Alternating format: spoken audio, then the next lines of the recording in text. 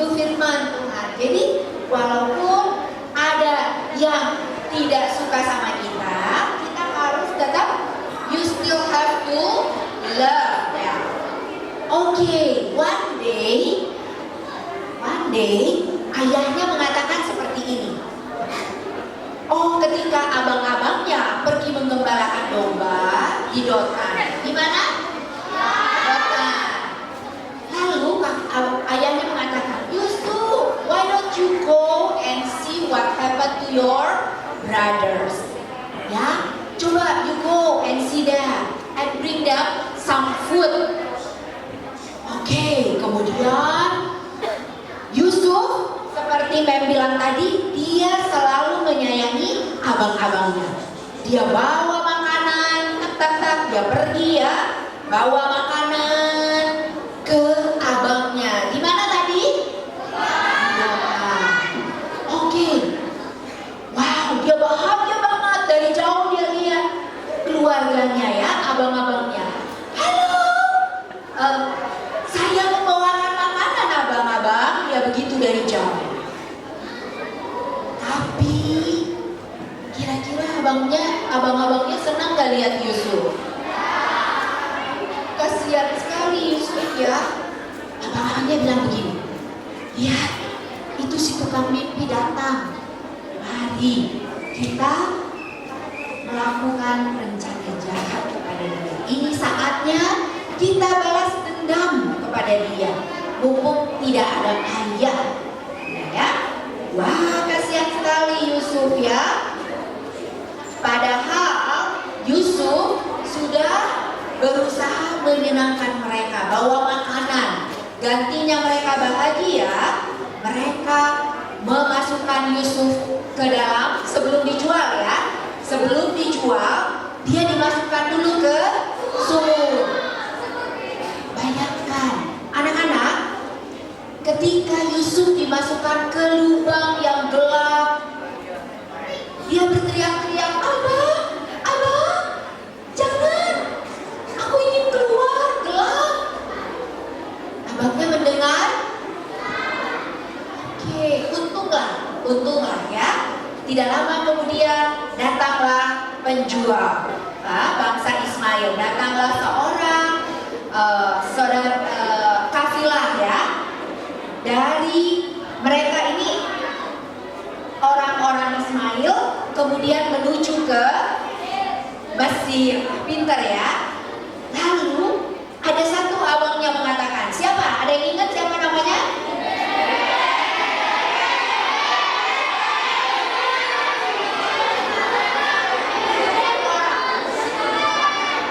Oh, bukan Ruben.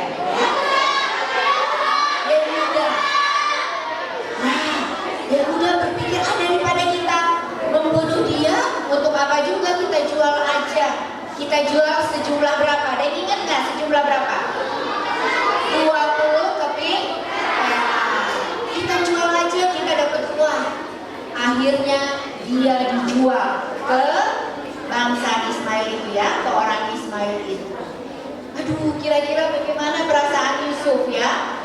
Bagaimana perasaan Yusuf dijual? Bayangkan, ketika dia pergi dibawa, lalu melewati rumahnya, mungkin dia lihat dari jauh rumahnya, dia sedih sekali. Dalam hati, pertamanya Yusuf menangis terus. Tetapi, ingat nih anak-anak, ada satu momen ketika dia menangis, lalu dia ingat Tuhan. Dia bilang begini, tidak ada gunanya saya menangis terus.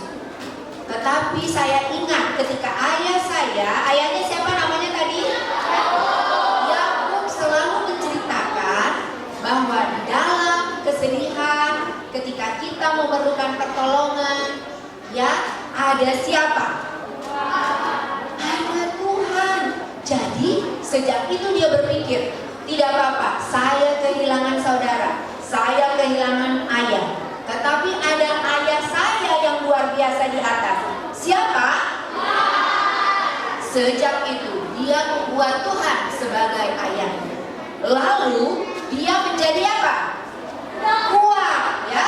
Ketika dia sudah memiliki ayahnya kuasanya Tuhan sendiri, dia semakin kuat dan semangat dalam hidupnya. Ketika dia dikirim, dijual ke Potifar, dia melakukan yang terbaik. Siapa di sini kalau di rumah bekerja selalu melakukan yang terbaik?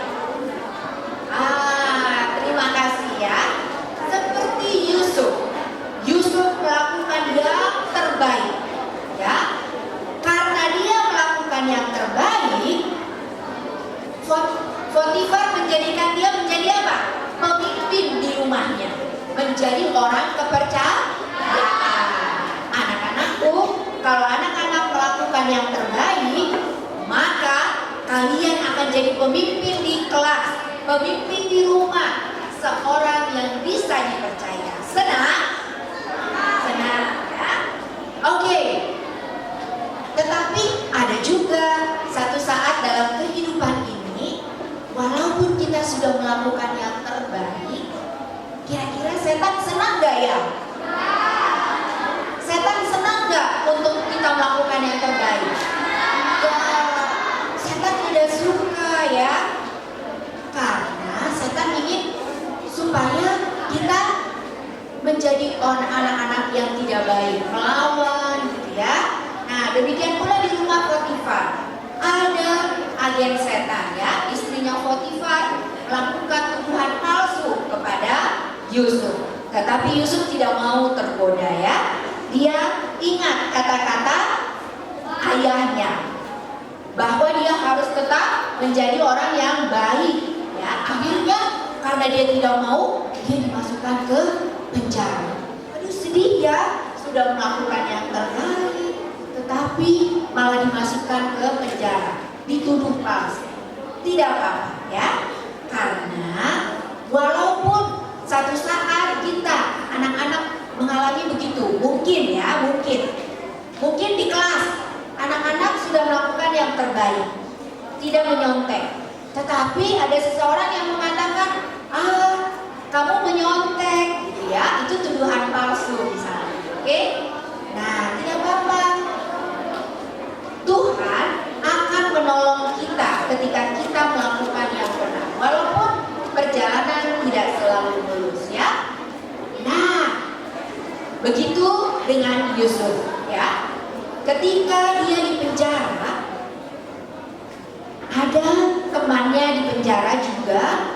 Pada satu saat mereka berdua murung, yaitu siapa? Ada yang tahu? Ada dua orang, tukang roti dan juru roti dan juru minum ya. Mereka adalah asistennya raja yang karena kesalahan tertentu mereka dimasukkan ke penjara. Lalu Yusuf melihat, kenapa sedih? Nah, dikasih tahu lah ya masalahnya. Mimpi saya aneh. Nah, tapi Yusuf mengatakan, oh, dengan pertolongan Tuhan saya bisa menceritakan apa arti mimpi kalian. Apa arti mimpi mereka? Ya, 3 hari lagi juru minum dikatakan untuk juru minum, 3 hari lagi kamu akan kembali ke kerajaan. Tetapi juru roti, 3 hari lagi kamu akan digantung ya, mati. Tapi Yusuf bilang, wah, juru minum senang ya. Habis itu dia benar-benar kembali ke kerajaan. Apa yang Yusuf katakan? Nanti kalau sudah di kerajaan ingat aku ya, bantu aku supaya aku keluar dari penjara ini. Kamu kan tahu bahwa aku tidak bersalah. Juru minum cepat-cepat mengatakan, oh iya, saya akan mengingat kamu ya. Nanti saya kalau sudah di kerajaan. Kira-kira dia benar nggak langsung ingat? Dia juga lupa ya. Manusia sering seperti itu. Kita cepat sekali berjanji, tapi setelah itu kita lupa janji kita ya. Nah, juru minum juga seperti itu. Sampai pada satu saat ya, oke, pada satu saat setelah berapa tahun? 2 tahun. Ada kejadian Raja Firaun mempunyai mimpi yang aneh. Dan ketika mimpi itu diceritakan kepada orang-orang bijaksana di kerajaan, ada yang bisa mengartikannya? Barulah si juru minum ingat. Juru minum ingat, saya ingat di penjara dulu ada Yusuf. Dia bisa mengartikan mimpi karena Tuhan beserta dengan dia. Sekarang dia panggil Yusuf ya. Akhirnya dia baru ingat kepada Yusuf. Setelah berapa tahun? 2 tahun. Nah, arti mimpi daripada raja itu adalah apa arti mimpinya? 7 tahun akan ada masa kelimpahan di Mesir. Lalu setelah itu akan ada apa? Akan ada bala kelaparan. Raja berpikir, wah kalau begitu kita harus apa? Menunjuk seseorang untuk bisa mengatasi situasi. Ketika nanti di kelimpahan harus ada yang mengatur supaya gandum-gandum bisa disimpan dengan baik. Supaya ketika masa kelaparan nanti datang ada yang mengatur. Karena kalau tidak ada yang mengatur pada masa kelaparan kita semua bisa apa? Mati ya. Lalu kira-kira siapa yang dipilih? Siapa yang dipilih untuk mengatur itu semua? Kenapa Yusuf dipilih? Nah, begini. Raja bilang, siapa yang paling bijaksana di Mesir ya? Tentu saja Yusuf. Kenapa Yusuf paling bijaksana?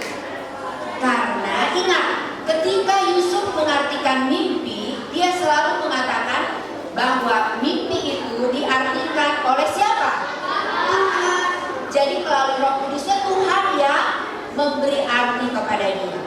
Jadi kalau seseorang bersama dengan Tuhan, maka semua perbuatannya, semua tindak lakunya, semua kata-katanya akan menjadi bijaksana. Mau menjadi orang yang bijaksana? Singkat cerita, nanti boleh baca di Alkitab ya. Benar-benar datanglah 7 tahun masa kesukaran ya.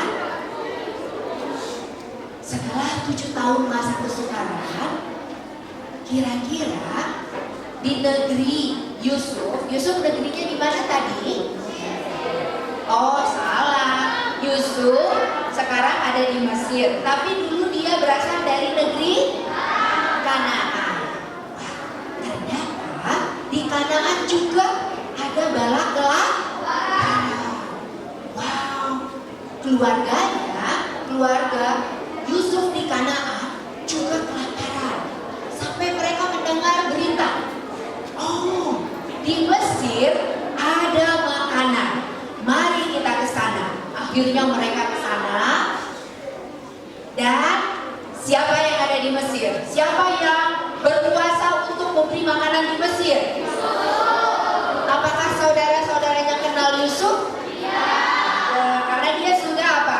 Berpakaian seperti orang Mesir, berbicara seperti orang Mesir. Saudara-saudaranya tidak kenal. Lalu seperti biasa ketika menghadap penguasa, mereka harus apa? Menyembah. Yusuf ingin menangis. Pada saat itu juga dia menangis. Dia ingat. Apa dia ingat? Apa Yusuf menangis? Kenapa Yusuf ingin menangis? Dia ingat apa? Mimpinya bahwa semua saudara-saudaranya akan tunduk dan menyembah kepada dia. Wow, dia sedih, tapi dia tidak mau tunjukkan. Dan akhirnya ya, setelah saudara-saudaranya menyembah kepada dia, mereka juga mendapat makanan. Kira-kira Yusuf balas dendam nggak sama keluarganya? Apakah dia mengusir saudaranya? Tidak ya. Ternyata akhirnya Yusuf mengatakan, dengan menangis dia katakan, apakah ayah masih hidup? Saudara-saudaranya mengatakan masih hidup.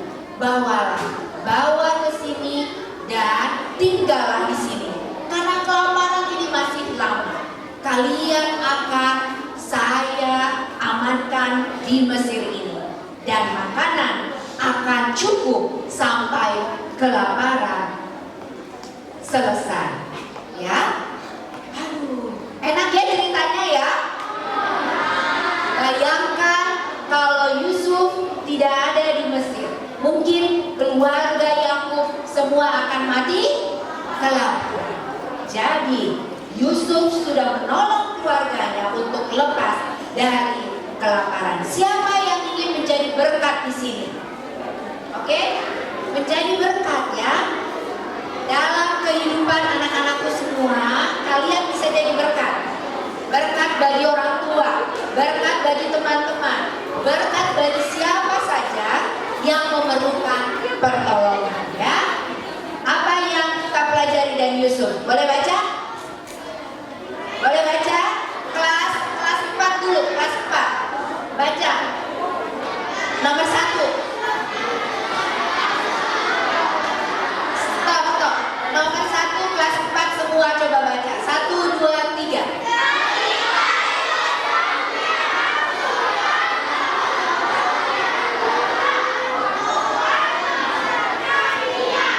Oke, anak-anakku, ketika kita di dalam kesusahan, kalau kita berdoa kepada Tuhan, apakah Tuhan akan beserta dengan kita?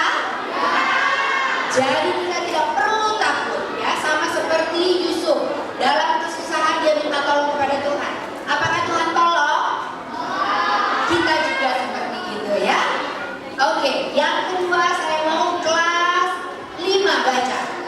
Kelas 5 semua. 1, 2, 3.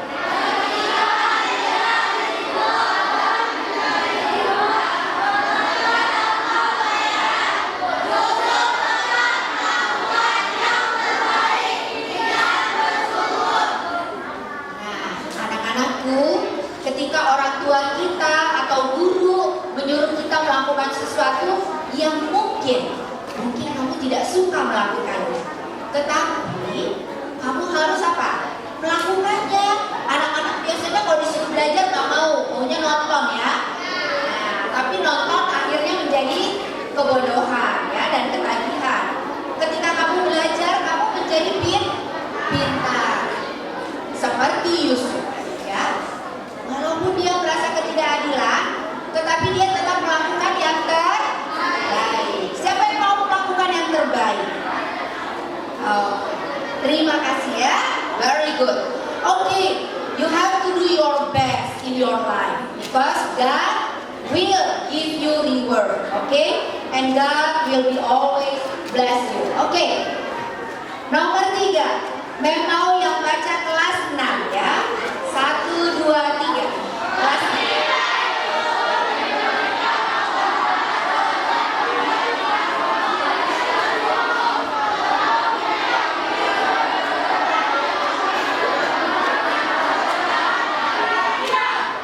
Oke.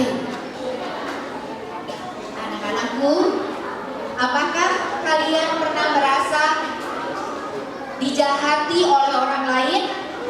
Siapa yang pernah merasa seperti itu? Oke. Apakah pernah merasa kok tidak adil ya? Ini nggak benar. Pernah merasa seperti itu?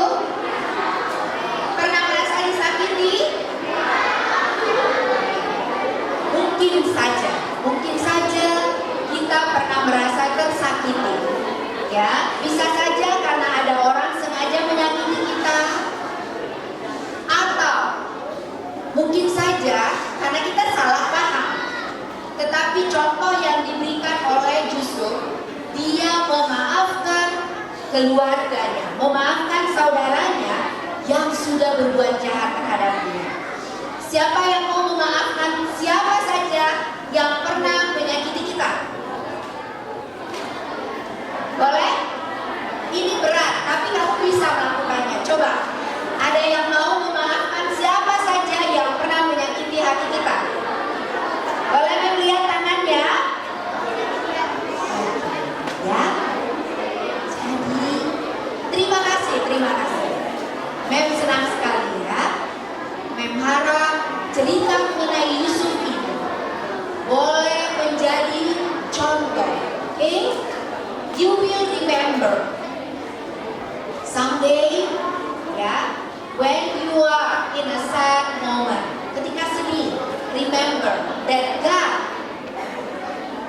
is with you and He will help you.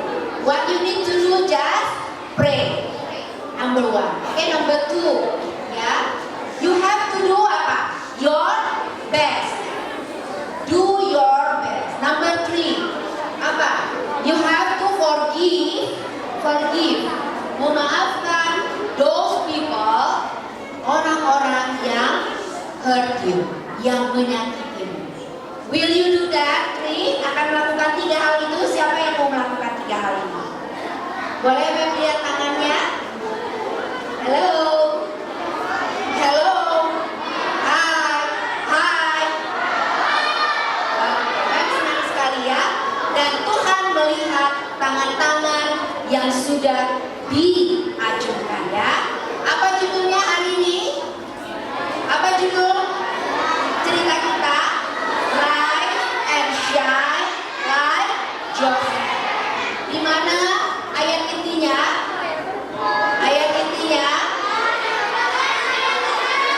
Yohanes 15 ayat 17b. Very good. Ya, apa isinya? Kasihilah seorang akan yang lain. Dalam bahasa Inggris, love one another. Very easy lah, gampang kan? Terima kasih. Semoga anak-anak bisa ingat ya. God bless you.